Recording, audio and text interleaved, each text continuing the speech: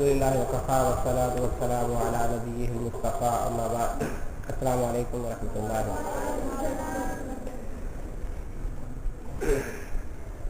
اپنی بات شروع کرنے سے پہلے میں ایک بات آپ سے ضرور کہنا چاہوں گا کہ ہم لوگ جو یہاں اس ادارے میں آتے ہیں، یہاں پر ہمارا آپس میں جو ایک دوسروں کے ساتھ رشتہ ہے وہ استاد اور شاگرد کا ہے.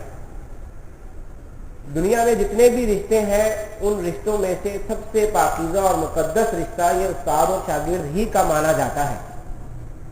اور ان دونوں رشتوں میں اس وقت تک ترقی نہیں ہوتی جب تک دونوں طرف سے احترام اور ادب، محنت اور لگن نہ ہو. خصوصاً شاگرد کے لیے بہت ضروری ہے کہ اپنے استاد کا ادب و احترام جان کی حد تک کرے، اپنے استاد کو خود اہمیت دے، اپنے خود استاد کی خود عزت کرے، اپنے گھر والوں سے عزت کروائے. دیکھنے میں آتا ہے کہ طالب علم اسٹوڈنٹ خود تو کیا عزت کرے گا، وہ گھر والوں کو اس طرح سے جا کر باتیں بتاتے ہیں کہ جس سے یہ محسوس ہوتا ہے کہ ان کے دلوں میں استاد کی جو وقت ہے وہ ایک نوکر کی حیثیت کی بھی نہیں ہے.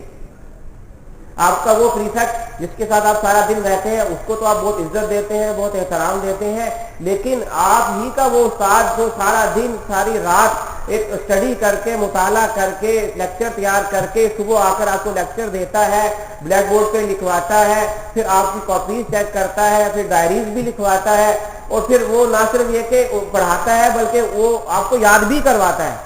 اس کے باوجود بھی ہم اپنے استاد کی عزت نہ کریں تو اس کا نتیجہ یہ ہوتا ہے کہ 10th پاس کر جاتے ہیں اور اس کے بعد کوئی لوگوں پہ جا رہا ہے، کوئی کسی مل کے اندر کام کر رہا ہے، کامیابیاں نہیں ہوتی.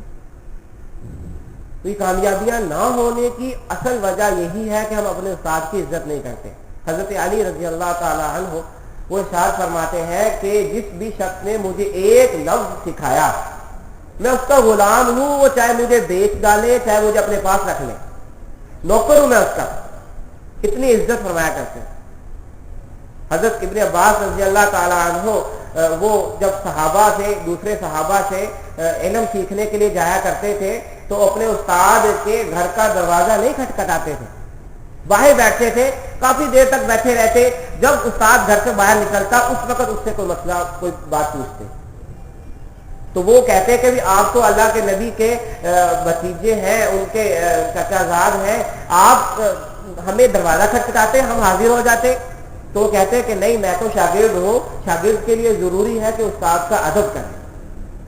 حضرت امام ابو حنیفہ رحمہ اللہ تعالیٰ جو اسلامک لاز کے سب سے بڑے موجد ہیں، جنہوں نے اسلامک لاز کو اسلامی قانون کو ایجاد کیا، مدون کیا، وہ کہتے ہیں کہ میرا گھر اپنے استاد کے گھر سے 7 گلیوں کے فاصلے پر تھا اور پوری زندگی میں نے کبھی بھی اپنے استاد کے گھر کی طرف پاؤں نہیں پھیلائے.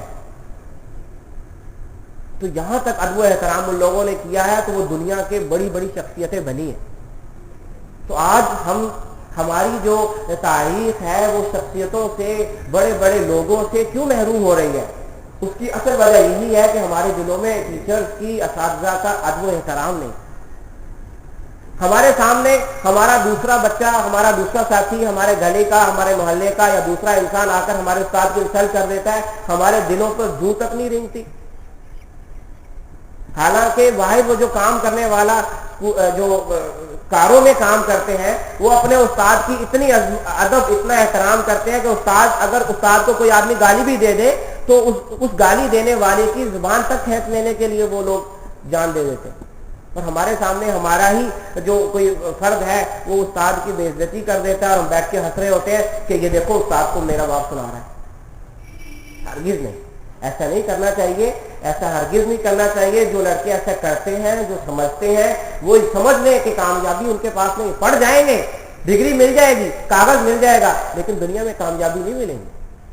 دنیا میں کامیابی انہی بچوں کو ملا کرتی ہے جو اپنے دلوں میں اساتذہ کا احترام رکھتے ہیں، اپنے دلوں میں اساتذہ کی ایک وقت رکھتے ہیں اور اساتذہ بھی ان کو یاد رکھتے ہیں. ایک جو نظر نہ آنے والی ریز ہوتی ہیں جو بچے کے دل سے نکل کر اساتذہ کے چہروں پر، اساتذہ کے دماغوں پر پڑتی ہے کہ یہ بچہ میرا ادب کر رہا ہے، یہ بچہ میرا ادب نہیں کر رہا۔ جیسے ہی کلاس میں ٹیچر داخل ہوتا ہے اس کو پتہ چل جاتا ہے کس بچے نے مجھ سے سننا ہے، کس بچے نے سننا نہیں ہے، بس ویسے بیٹھا ہوا ہے۔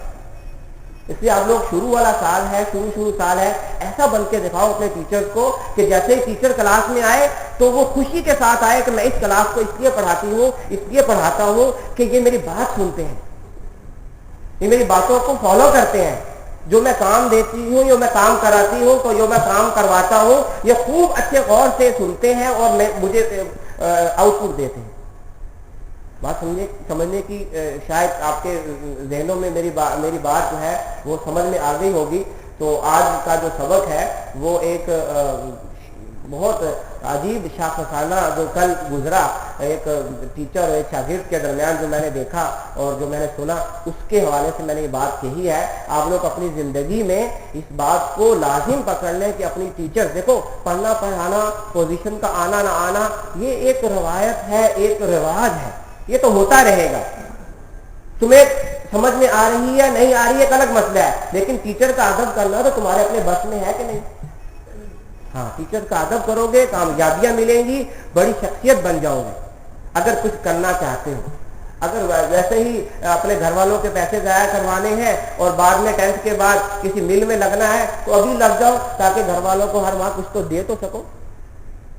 آخر دعوانا الحمدللہ رب العالمین۔ اللہ تعالیٰ مجھے بھی آپ لوگوں کو بھی خوب عمل کی توفیق عطا فرمائے۔